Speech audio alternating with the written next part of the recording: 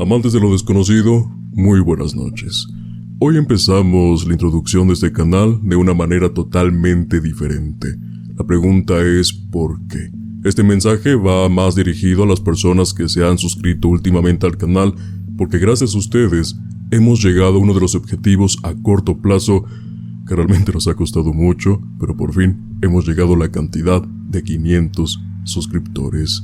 Ricardo, ¿cómo estás ante esta noticia? Muy emocionado, muy feliz, amigo, de verdad. Estoy muy, no sé cómo expresar mi felicidad, mi emoción, mi alegría, sobre todo a ustedes, gente que apenas se ha ido sumando y que gracias a ustedes ya llegamos al 500,000 de suscriptores después de pues ya más de 2 años en este proyecto en el que estamos trabajando tanto tú como yo, más tú que nadie. Entonces, pues un agradecimiento, gente, de verdad es una gran noticia, es algo que no se esperaba y yo creo que a mí me sorprende mucho porque creo que dentro de toda esta labor que hacemos, el estar comprometidos semana a semana, hemos tenido algunos lapsos donde no hemos podido estar trabajando juntos, pero es a final de cuentas para entretenerlos a ustedes y de verdad, créanos, es un motivo de alegría inmensa el poder saber que más y más gente se va sumando y le va gustando este proyecto de muchos lados, no solamente de acá de nuestro país, de México, sino también de manera internacional. Entonces, pues amigo, no sé, creo que ya tenemos un pequeño trazo de nuestro segundo objetivo que teníamos, ¿no? Pasamos de los 100, ahora llegamos a los 500, esperemos llegar pronto a los 1000. Sí, esperemos, esa es la próxima meta que tenemos en mente, llegar a los 1000 suscriptores. Veremos cómo evoluciona el canal en los próximos meses, sí, porque ha sido un crecimiento, pues con retroalimentación entre los dos, e intentar mejorar, y bueno, también el contenido tiene que evolucionar de alguna u otra manera. Y sin embargo, en serio, muchas gracias a toda la gente que se ha sumado hasta este momento. De la noche a la mañana recibimos esa noticia, recibimos esos números, más que motivados para darles cada semana un episodio extraordinario con que se lleven algo en la mente para poder platicar esos pensamientos que en ocasiones son muy raros de poder expresar. Y bueno, de eso se trata el mundo de lo desconocido, y creo que el capítulo de hoy no los va a decepcionar. Claro, amigos, sí, creo que de eso se trata y bueno, síganse sumando a este proyecto. La gente que no se ha suscrito, que simplemente pasa a ver el video, le gusta, le agrada, súmense con nosotros, suscríbanse, porque aquí el mundo de lo desconocido nunca se acaba de encontrar, no se acaba de descubrir, no se acaba de poder llegar a un límite, no tenemos un límite. Hay muchas cosas que todavía no conocemos y que estamos en ese trayecto de irlas descubriendo juntos y junto con ustedes. Entonces, amigo, creo que sí, como tú lo dices, el tema de hoy va a ser algo que va más allá de nuestras fronteras y de nuestros límites. Justamente, Ricardo, y para poder empezar con este episodio, técnicamente el mes pasado, Artemis II hizo una de las misiones más importantes del siglo XXI. Más allá del aterrizaje de la Luna en el 69, que genuinamente era peligroso y una misión suicida, porque técnicamente ellos estaban ya previstos en que tal vez no iban a regresar, y Richard Nixon ya tenía una carta hecha por si eso pasaba. Afortunadamente salió algo bueno. Sin embargo, para este siglo XXI la misión es ¿cómo podemos ir sin arriesgar a los humanos? Y esto ya empieza con algo sumamente importante para la humanidad. ¿Por qué? Porque ahora ya estamos pensando en cómo vivir en el espacio, cómo descubrirlo. Y pues bueno, ya pusimos en pie la base de este episodio, la órbita, descubrir el lado oscuro de la Luna, llegar bien y bueno, muchos más estudios que en este momento no nos compete. Pero me puse a pensar, porque sí, son profesionales. Psicológicamente tienes que ser muy fuerte para soportar tantos días allá. Pero no me imagino estar en oscuridad, lejos de tu hogar, donde tu existencia, donde los pensamientos se hacen chiquitos al ver el planeta Tierra y pensar que simplemente eres algo más del vasto y gran universo. Cuando algo es desconocido, automáticamente se convierte en miedo. Y hoy, ¿quién más que los astronautas que nos puedan platicar en base de sus anécdotas las cosas inexplicables más allá de la Tierra? Creo que esas propias vivencias, como tú lo acabas de adelantar y anticipar, son las que nos hacen tener una idea clara y menos vaga de lo que significa estar fuera de nuestro espacio acostumbrado, ¿no? Fuera del límite de nuestra órbita de la Tierra, ¿no? Entonces la atmósfera está Es nuestra capa que nos protege y siempre que vemos la luz del día pensamos que allá afuera tiene que ser igual y nos damos cuenta que realmente no es así.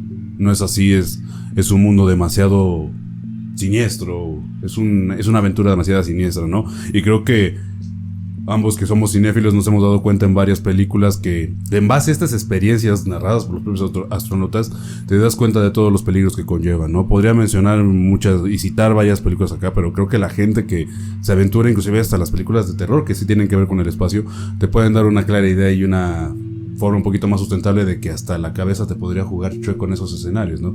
Tú lo dices, la fortaleza psicológica tiene que ser fundamental para el astronauta, pero creo que esa fortaleza psicológica está expuesta a muchas pruebas en la estadía fuera de la Tierra.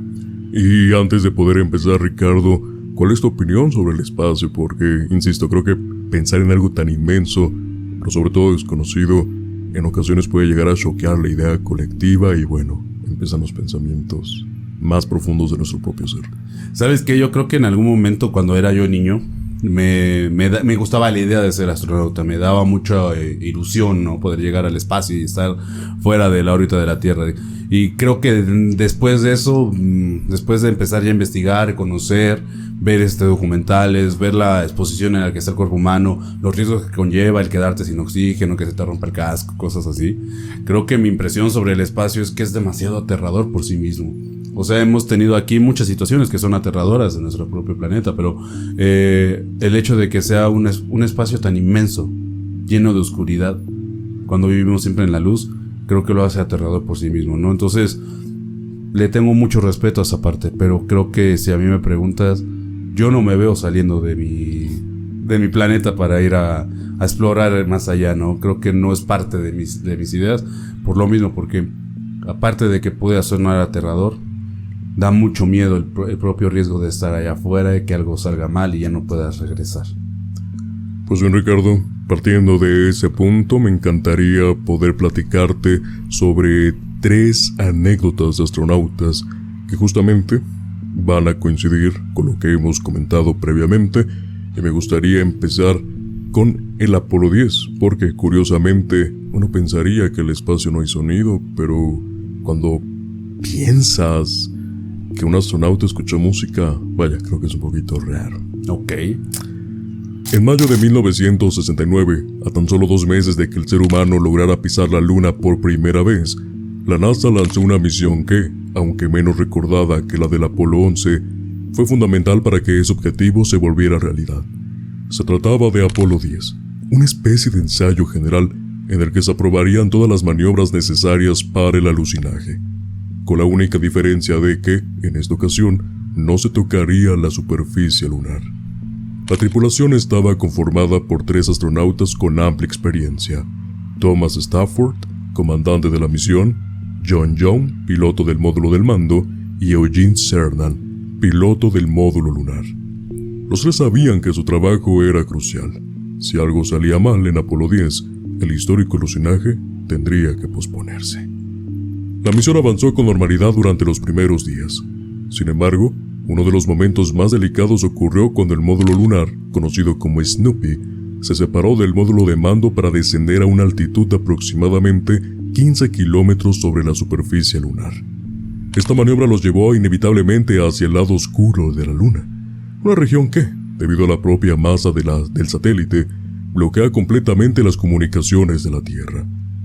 Durante este periodo, los astronautas quedaron completamente aislados. No había forma de enviar ni recibir señales. Todo lo que ocurriera en ese lapso quedaría registrado únicamente en los sistemas de la nave. Fue precisamente en ese momento cuando sucedió algo inusual. Mientras orbitaban en el lado oculto, los astronautas comenzaron a percibir un sonido extraño en sus sistemas de comunicación. No se trataba de un ruido abrupto ni de una señal de alarma. Según las grabaciones de la misión, era más bien un sonido continuo, parecido a un silbido, a una especie de tono agudo que variaba ligeramente, lo suficiente como para que uno de ellos lo describiera como algo similar a música. La conversación entre ellos refleja más desconcierto que miedo. Se preguntan mutuamente si todos los están escuchando. Comentan que el sonido es peculiar y reconocen que nunca habían percibido algo así, en simulaciones o vuelos anteriores. En ningún momento lo interpretan como una amenaza inmediata, pero sí como algo fuera de lo común. Uno de los aspectos más interesantes de este episodio es que los astronautas dudaron sobre si debían reportar una vez que recuperaran la comunicación con la Tierra. La razón no era el fenómeno fuera peligroso, sino que no estaban seguros de cómo sería interpretado. Hablar de una música en el espacio, en un contexto altamente técnico y científico, podría parecer poco serio o incluso absurdo. Finalmente el incidente no se reportó como algo relevante en el momento. La misión continuó según lo planeado y Apolo 10 regresó a la Tierra sin mayores complicaciones. El evento quedó registrado en las grabaciones de audio, pero no se convirtió en un tema público inmediato. Fue años después, cuando las transcripciones y grabaciones de la misión se hicieron accesibles, que este episodio comenzó a llamar la atención. La idea de que astronautas, completamente aislados en el lado oculto de la Luna, hubieran escuchado algo que describieron como música, resultaba lo suficientemente extraña como para despertar todo tipo de interpretaciones.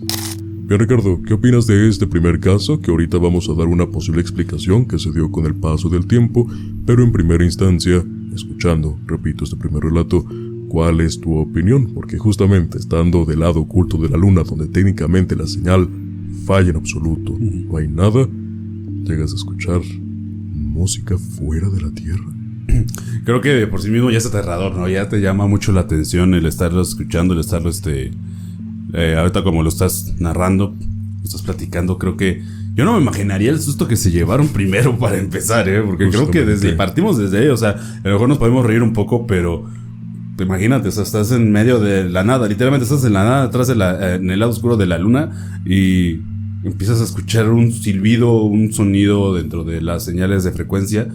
Entonces, yo creo que primero es el susto general, ¿no? De que se está comunicando con nosotros, o acaso estamos tomando una señal de otro lugar, ¿no?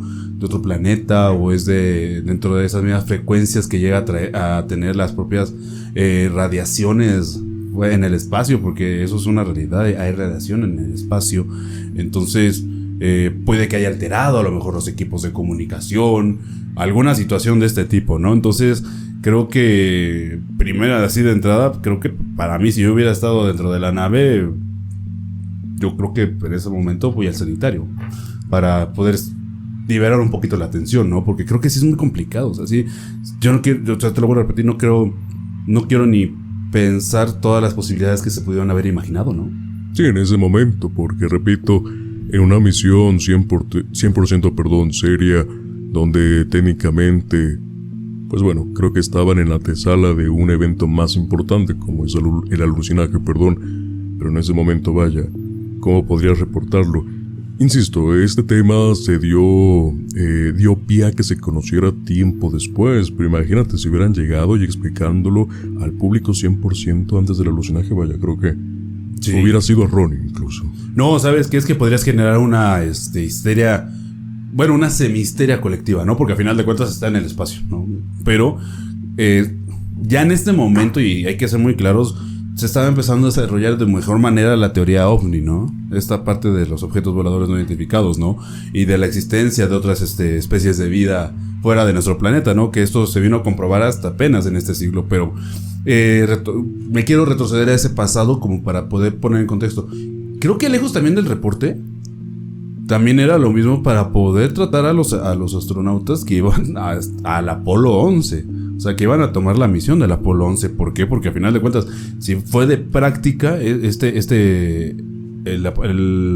viaje del Apolo 10, pero creo que también te dejan claro que los astronautas deberían superar este proceso rápido, ¿no? Y dentro de la NASA tenían que encontrar una explicación primero antes de abordarla fuera con el público externo, ¿no? Aparte, yo creo que había otra vertiente muy importante.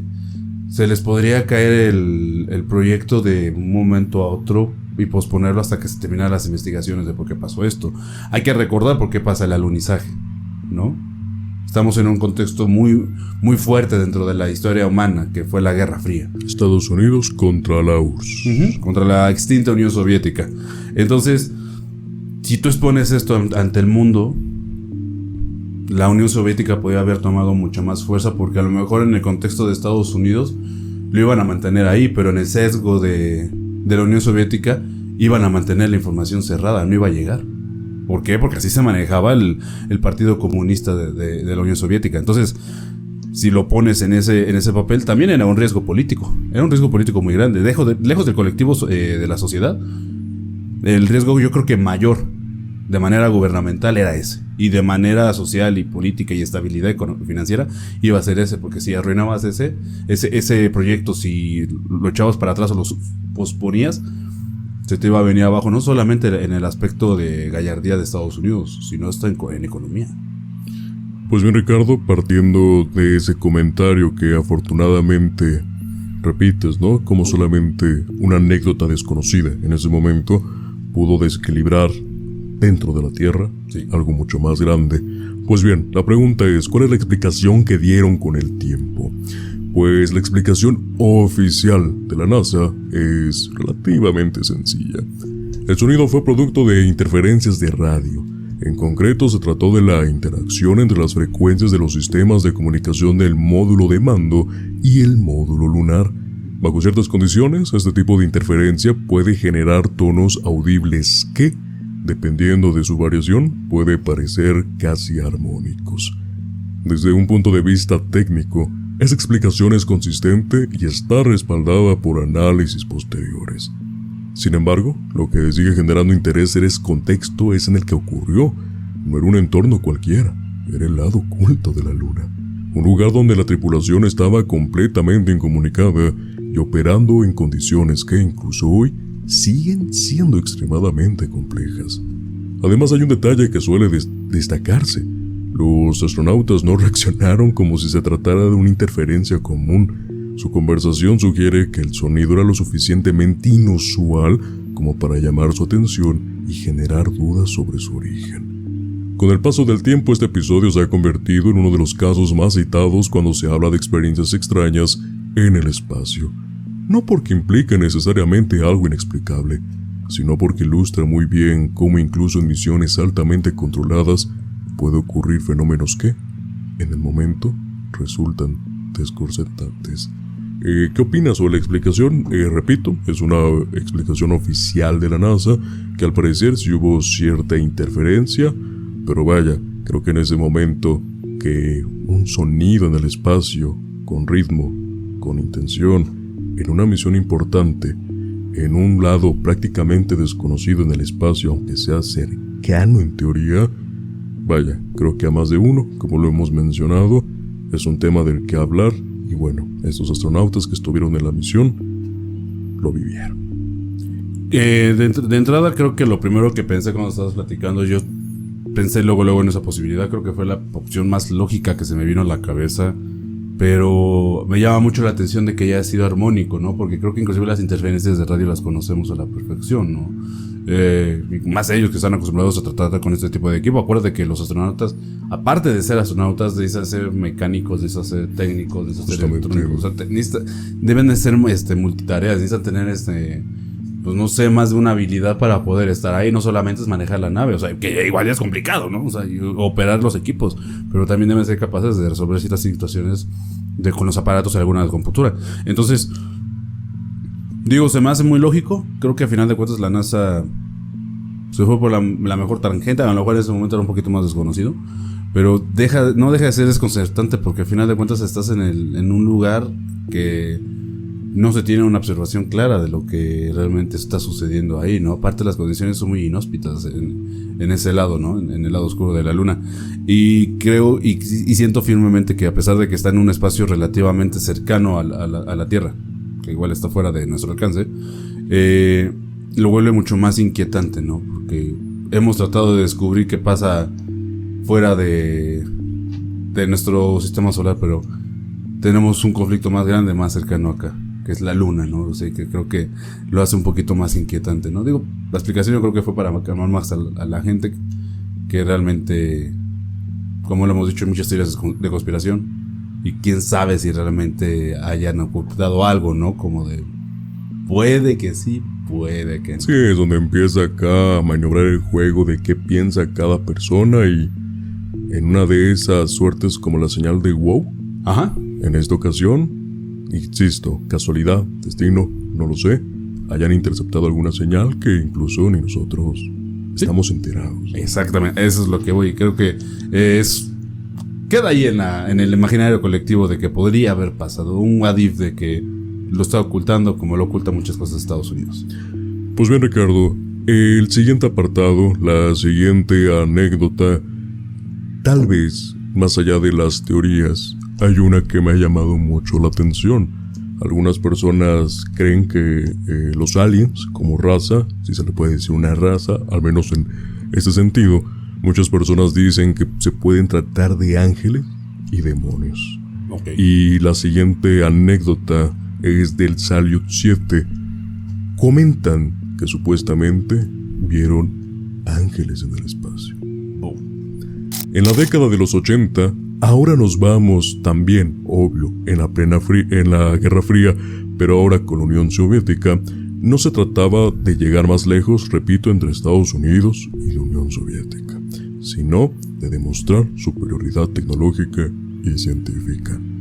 Dentro de este contexto, la estación espacial Salyut 7 representaba uno de los mayores logros del programa soviético, una plataforma orbital donde se llevaba a cabo experimentos científicos de larga duración.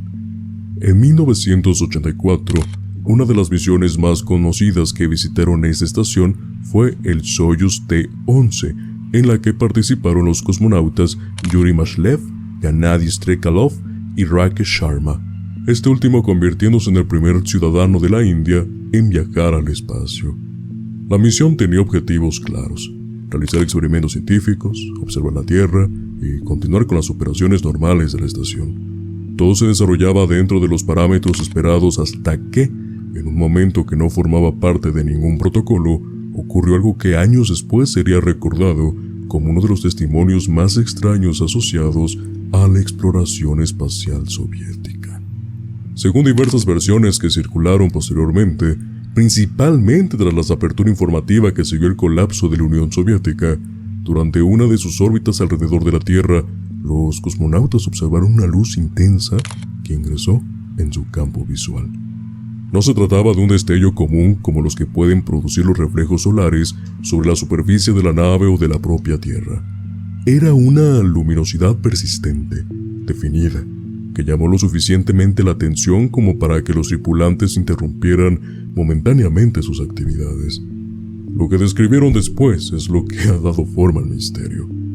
De acuerdo con estos relatos, tras ese fenómeno luminoso, los cosmonautas afirmaron haber visto figuras que describieron como humanoides, rodeadas de luz, con una especie de estructura que recordaba a alas extendidas. Esas figuras, según se cuenta, parecían desplazarse en el exterior de la estación, manteniendo una posición relativamente estable respecto a la nave, como si la acompañaran durante parte de su órbita. El episodio habría durado varios minutos. Durante este tiempo, los tripulantes observaron el fenómeno sin que se registraran maniobras evasivas ni reportes de emergencia. No hay evidencia de que la estación haya sufrido alteraciones técnicas durante ese lapso, ni de que los sistemas hayan registrado objetos físicos en proximidad inmediata. Uno de los elementos más llamativos de este caso es que, según las versiones difundidas, la tripulación no describió la experiencia en términos de amenaza, sino más bien como un evento desconcertante, difícil de interpretar. Sin embargo, el hecho de que utilizaran comparaciones con figuras angelicales fue suficiente para que el relato adquiriera una dimensión que trascendía lo meramente técnico. Con el paso del tiempo, este episodio comenzó a aparecer en libros, artículos y programas dedicados a fenómenos inexplicables. Sin embargo, es importante señalar que la documentación oficial disponible es limitada, y no existe un registro técnico ampliamente reconocido que respalde todos los detalles tal como se cuentan en las versiones más populares.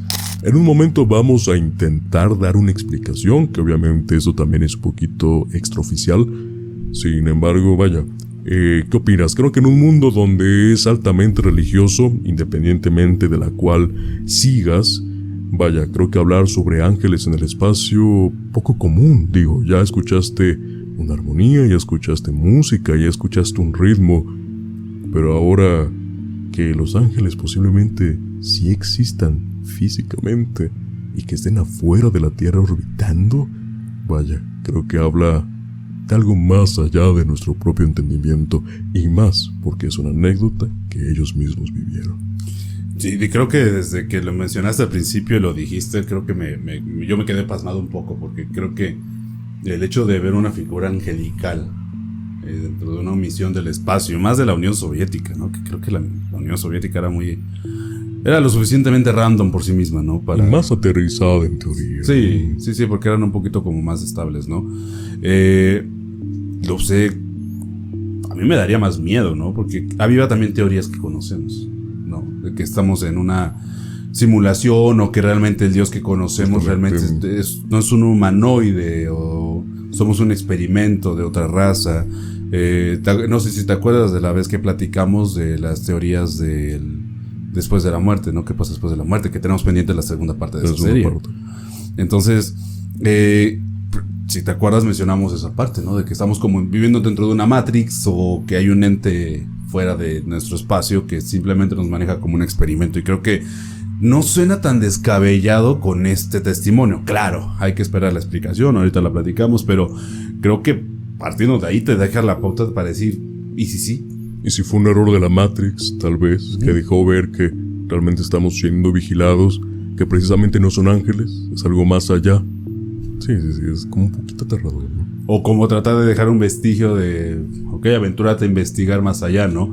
Te digo que hay muchas cosas lindas dentro de estas teorías, hay otras muy perturbadoras, claro, pero la más es de que el ser humano, al no conocer todo su potencial, puede llegar mucho más lejos de lo que se imagina, ¿no? Y creo que se ha demostrado a sí mismo con ciertos humanos, científicos, atletas, de todo tipo, que pueden llegar más lejos, pero ¿qué tanto es el límite del ser humano? Y creo que esa es la parte más importante que te puede dejar este lado. ¿Sorprende un poco? Sí, la verdad sí.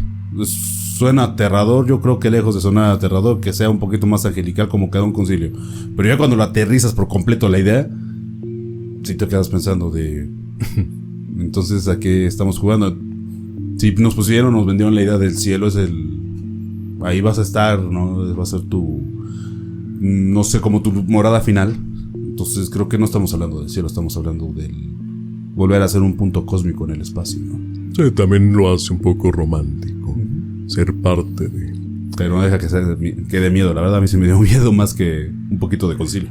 Pues bien, para quitarnos un poquito del miedo, Ricardo, vamos a intentar dar una explicación y ya me dirás si estás de acuerdo o no. Las explicaciones propuestas desde un enfoque científico suelen apuntar a fenómenos ópticos. En el espacio, los cosmonautas están expuestos a condiciones de iluminación muy particulares. La luz solar es directa, reflejos intensos, partículas cargadas y la ausencia de atmósfera pueden generar efectos visuales inusuales. Además, ha documentado que algunos astronautas experimentan percepciones luminosas causadas por rayos cósmicos que interactúan con el sistema visual, generando destellos o formas en el campo de visión.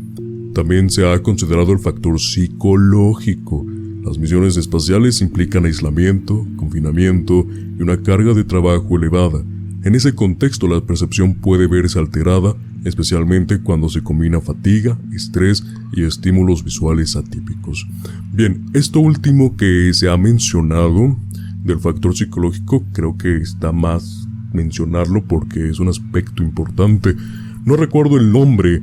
Hay una teoría en la que menciona que cuando tu cuerpo está al borde de la muerte o de peligro, tu consciente crea una persona. Sí. Simplemente para que mantengas la lógica, y es un modo de supervivencia meramente humano. Y en este caso tiene mucha razón, ¿no? Porque al estar aislado, a pesar de que vayas acompañado, no quiero imaginar el daño psicológico, por más fuerte que seas, por más preparado que vayas en regresar. Y creo que lo hemos visto actualmente igual con el Artemis 12, los daños son más allá de psicológicos también son físicos, ¿no? Por el tema de los huesos y el desgaste, solamente fueron días, algunas personas alargan, algunas personas pierden el concepto de la gravedad, Sí. Entonces sí hay una alteración constante. Ahora no me imagino en la mente, y que también pudo ser un juego un poquito maquiavélico por parte de ella, al tener algo familiar y algo de esperanza en ese momento. Sabes que yo lo estoy viendo y lo mencionaste al principio, en ese apartado. La Unión Soviética tenía la costumbre, yo creo que la malísima costumbre de hacer experimentos larguísimos. Justamente. O sea, eran muy prolongados. Entonces creo que ya la misma estadía te implica a cuestionarte. ¿Realmente voy a regresar a casa? ¿Voy a regresar de nuevo a la tierra? ¿Puede fallar algo en el regreso? Que pues, es una posibilidad tangente, ¿no? Entonces creo que en ese aspecto y en ese tenor puede jugar chueco la mente humana. Si lo vemos por el aspecto psicológico, tiene mucho sentido de ser, pero creo que coincidan los tres tripulantes lo hace mucho más, no sé, Sí. creo que puede ser un poquito de escepticismo, o que simplemente como la explicación lo dice, entonces el juego de luces ayudó a que ellos lo vieran, pero yo siento y pienso que te doy la razón en esa parte de que pues generas una figura que es parte del ser humano como para tratar de mantenerte cuerdo, ¿no? Pero también yo siento que no pueden coincidir tres. Sí, ya es demasiado. Sí, o sea, como que ya es... O sea, uno te lo creo, ¿no? Dos, en otro momento porque lo escuchó, o los tres porque se escucharon, puede ser, pero no puedes generar una histeria entre los tripulantes simplemente porque sí. Creo que este caso sí deja más dudas que respuestas, ¿eh? Todavía el anterior tiene una poquita más de lógica, pero de plano no. Sí, tú lo comentas muy bien. A ver, yo, Manuel, vi a Los Ángeles. Ricardo, ¿qué pasó? No solamente es la luz. Déjate, ¿no? Punto, hay una explicación, pero tú también lo viste así, y tú también. Sí, y los tres escriben la misma forma. Sí, ok. O sea, entonces eso es donde se pierde como tantita lógica, ¿no? Y deja tú eso, el elemento más importante. Sé que el ángel, como figura, es un elemento, pues básicamente universal. Sí. Creo que todas las personas lo reconocen, pero las tres personas son de religiones diferentes. Sí. Entonces lo que también llama más la atención, ¿no? Y que aparte lo tengas como en un concepto acá idealizado, ¿no? Un ser humanoide con alas, con un destello claro dentro del espacio, dentro de la luz, que va protegiendo o va observando, ¿no? Pero entonces, creo que sí, o sea, no me quedo conforme con esa explicación, creo que de verdad no. Y más por cómo era la Unión Soviética, más por cómo era. Pues bien, Ricardo, el último tema que vamos a tocar el día de hoy también tiene algo inusual. Estás haciendo una misión en el espacio, estás haciendo reconocimiento, estás orbitando la Tierra, y en eso alguien toca la puerta de tu nave. Ok. Esta es la historia de Yang Liwei, la primera persona en China que logró llegar al cielo, más allá del cielo, al espacio, y se encontró con una sorpresa que a continuación te la quiero contar. Perfecto, amigo. En octubre de 2003, en China, logró algo que pocas naciones habían conseguido hasta ese momento: enviar a un ser humano al espacio de manera independiente. La misión Shenzhou 5 marcó un antes y un después en su programa espacial, colocando al país como la tercera potencia en lograr un vuelo tripulado. A bordo de la cápsula viajaba Yang Liwei, un piloto militar altamente entrenado, seleccionado tras años de preparación física y psicológica. Su misión era clara: completar 14 órbitas alrededor de la Tierra y regresar con éxito. Todo estaba cuidadosamente calculado, desde los tiempos de comunicación hasta cada procedimiento de emergencia. Durante las primeras horas el vuelo transcurrió con normalidad. Yang reportaba condiciones estables, los sistemas funcionaban correctamente y el control en tierra seguía cada uno de movimientos sin detectar anomalías.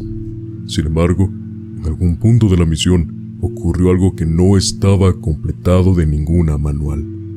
Yang Liwei comenzó a escuchar golpes. No se trataba de vibraciones propias del despegue o del reingreso, ni de sonidos internos del sistema. Según su propio testimonio, eran golpes claros, definidos, como si algo estuviera impactado contra la estructura de la nave desde el exterior. La manera en que lo describió posteriormente es lo que ha mantenido este caso en discusión.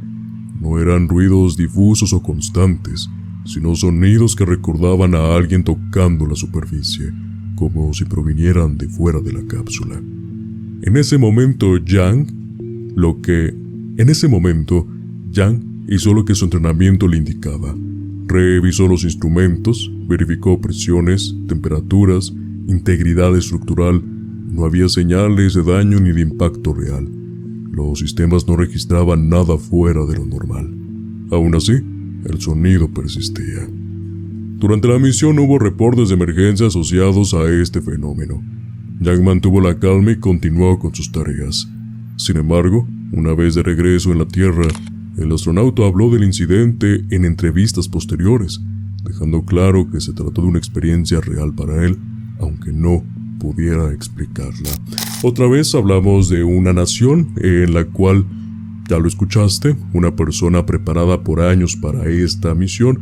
Obviamente también el temple es bastante frío. Disciplina, más bien. Paz normal, una misión constante, orbitar 14 veces la Tierra y de repente alguien toca la puerta, pero no es un sonido interno, es externo. Qué aterrador, ¿no? Y qué frialdad debes de tener para poder mantener la compostura en esta situación, ¿no? Yo creo que una persona con un poquito más con menos de disciplina militar, o al menos sin disciplina militar, se hubiera aterrado en ese momento, ¿no? Creo que el miedo de parte es natural en cualquier ser humano, pero wow, o sea, yo nomás te escuché, empecé a imaginarlo y no quise pensar ni por un momento la sensación de miedo o de saber que hay algo fuera que está intentando entrar al cubículo, ¿no? A la nave para poder estar dentro conmigo, ¿no? Entonces, o a lo mejor simplemente estaba explorando y dio los golpes, ¿no? Entonces creo que, wow, o sea, no, creo que de los 3 casos que me has platicado ahorita, ese es el que más se me ha hecho aterrador de los 3. Sí, justamente lo dejé al final porque a comparación de los otros 2, suena como un contacto más directo, ¿sabes? Sí, o sea, creo que el propio hecho de la exploración humana fuera del espacio lo vuelve aterrador, pero con ese tipo de documentación, de experiencias reales por parte de los astronautas, te quedas mucho más impactado, ¿no? Creo que hay muchas posibilidades y muchas vertientes. Entonces, esto abre un panorama grandísimo para poder decir, ¿y si realmente fue algo del espacio que se vino a involucrar acá, ¿no? Y retomo el caso de Rusia, o sea, también. ¿Y si realmente fueron estos seres humanoides, ¿no? O alguna especie desconocida fuera del espacio, ¿no? Que se aventuró a acercarse a la nave por curiosidad, por lo que tú quieras, ¿no? Entonces, creo que se vuelve mucho más complicado de entender y creo que da mucho más miedo esta situación. O sea, reitero, que mantuviera el temple el astronauta le da mucho sentido y mucho valor a él, pero creo que una persona común no toleraría esto, ¿no? Estaría expuesta a una ansiedad tremenda y creo que el daño psicológico sería muy duro. Sí, sobre todo si tienes la oportunidad de ver la entrevista de Yang Liwei, cuando está platicando sobre esta anécdota, lo hace de una manera tan sencilla, pasó y ya. Lo hace ver como algo que realmente no tuviera importancia, pero creo que para alguien que simplemente está como espectador de este tipo de misiones, justamente deja pensando en lo que hemos hablado en todo el capítulo. ¿Qué hay más allá? ¿Qué no podemos comprender? ¿Qué son estas anécdotas que nos han contado durante diferentes etapas de la humanidad que son diferentes, pero hay una constante? Existe algo y o quiere llamar nuestra atención, o simplemente está jugando con nosotros, simplemente destino, no lo sabemos realmente. Sí, de hecho, yo sé que mucha gente va a decir, es que no tiene que ver al caso, pero hay una canción de Ricardo Arjona que explica, hace base a esta teoría, el contexto es así, y menciona una frase, dice, soy el juguete de un niño extraterrestre que juega conmigo a los humanos. O sea, ¿a qué voy con esta frase? Que creo que también, o sea, te deja esa vertiente y esa posibilidad en la parte de, yo creo que ya no imaginativa, sino de dudas, ¿no? Como tú los mencionas, de que en cualquier momento estos seres pueden llegar a acercarse y dejarnos con la duda y tratar de seguir aventurándonos a tratar de descubrirlos, a ver en qué momento los encontramos, ¿no? Dicen por ahí que queremos conocer el espacio exterior y no tenemos de conocer nuestro fondo marino, pero creo que los dos son igual de aterradores, ¿eh? Sí, son infinitos casi. Sí, o sea, son las posibilidades para conocer ambos están muy difíciles. La tecnología de nuestro tiempo todavía limita muchas situaciones y muchas circunstancias, ¿no? Un científico decía, no quiero imaginar todo lo que vamos a descubrir en 100, 200, 300 años, pero en 100, 200, 300 años vamos a tener que pensar en la posibilidad de ya, no solamente como un requisito obligatorio, el aventurar para encontrar planetas que puedan ser habitables, sino ir a habitar esos planetas para poder salvar el nuestro, ¿no? Hay una frase que me gusta, es muy bonita, que creo que vas a coincidir conmigo, es de la película Interestelar, de que el humano nació aquí, o tal vez desde acá, pero no está obligado a quedarse. Sí. ¿No? Entonces Sí. justamente habla de lo que puede ser años posteriores. Y antes de pasar a un tema de conversación, me gustaría darte la explicación porque creo que también es importante para poder aclarar o intentar aclarar qué es lo que pasó en aquel 2003 más allá de la Tierra. Ok. Con el paso del tiempo se intentó replicar o al menos comprender el origen de estos sonidos. Ingenieros y especialistas propusieron varias hipótesis. Una de las más aceptadas es que los cambios de temperatura extremos en el espacio pueden provocar la expansión y contracción de los materiales de la nave, generando ruidos que, en determinadas condiciones, pueden percibirse como golpes. Otra posibilidad de interacción en la cápsula con pequeñas partículas o residuos espaciales. Sin embargo, impactos de este tipo suelen dejar registros o, en casos más severos, daños detectables, lo cual no ocurrió durante la misión y, repito, eso es lo que lo hace más perturbador. No hay alguna evidencia más que la anécdota en esa ocasión y quiero creer que es así, de un profesional. Sabes que creo que hay un punto bien importante, o sea, sí están explicando esto de la expansión y contracción de los materiales metálicos cuando se exponen a altas temperaturas, ¿no? Cuando se enfrían, se retraen de nuevo. Claro.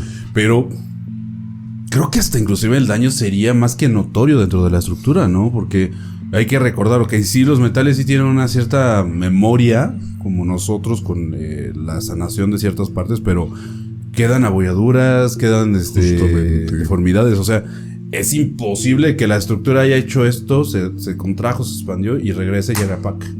Y aparte de manera más continua. O sea, sí estamos de acuerdo en esa parte, ¿no? Si Sí, hubiera estamos sido de ese acuerdo. caso, no más hubiera sido un golpe y ya, se acabó.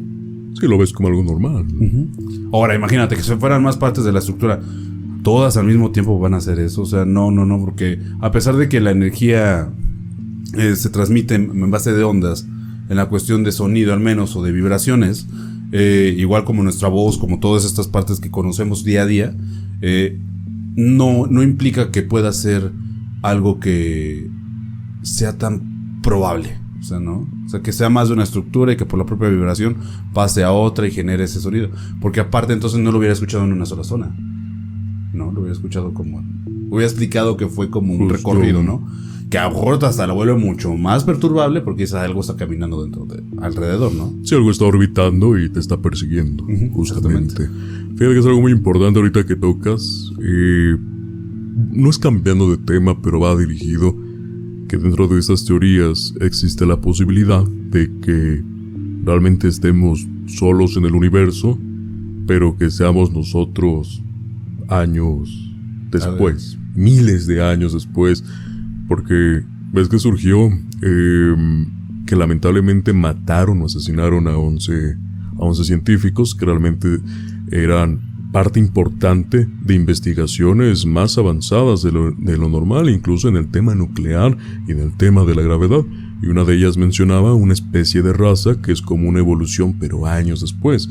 Una raza que se adaptó, somos nosotros mismos, pero que se adaptó justamente por este tema de los viajes espaciales. Entonces, pues también cabe la posibilidad, ¿no? De que seamos nosotros mismos miles de años después, tal vez intentando empujar justamente al ser humano a, vaya, no hay límites, sigue, pero que también da esa vertiente de, ¿y si no? ¿No? O sea, cuando se habla del espacio, genuinamente, aunque haya temas que se han investigado, siempre nos van a dejar esta intriga. ¿Por qué? Porque es desconocido. Cuando es desconocido podemos hacernos 1000 ideas y ninguna es correcta y tampoco incorrecta, porque cuando tú y yo ya estemos bajo tierra, siendo polvo, creo y me atrevo a decir que aún no sabremos la verdad de este mundo y lo que ocurre más allá de. De hecho, sí, yo también estoy en la misma posición.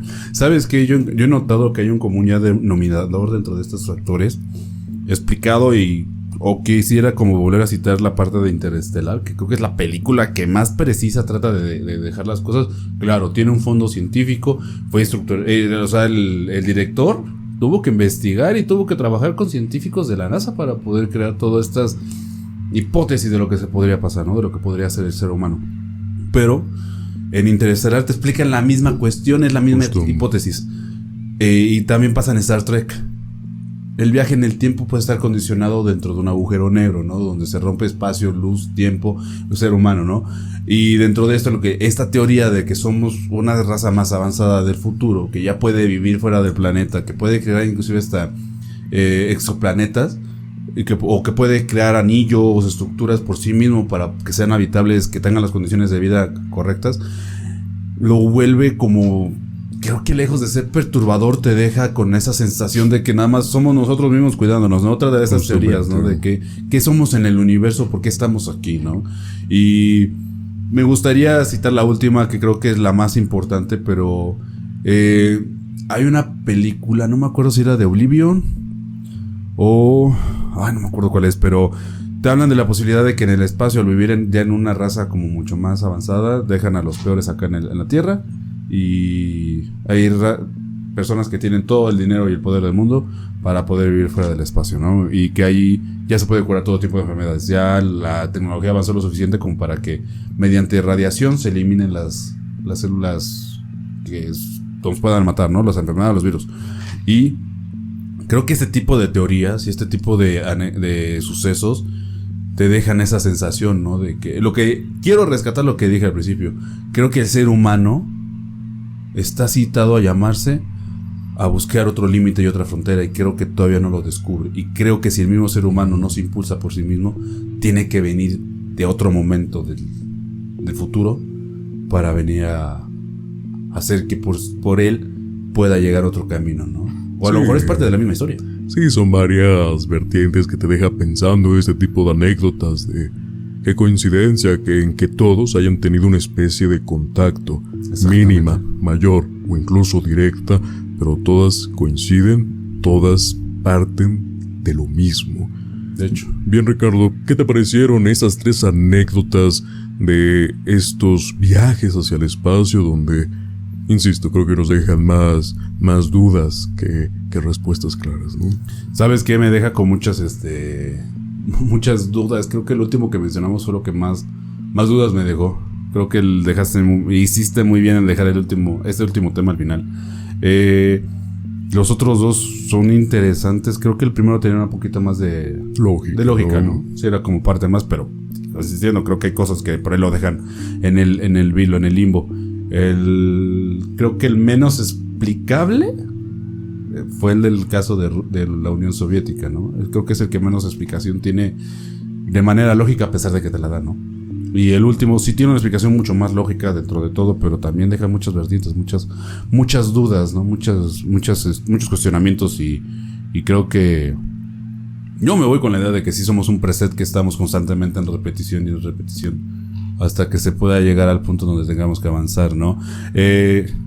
Antes de que terminemos, te quisiera citar una pequeña teoría que tenía un influencer. Adelante.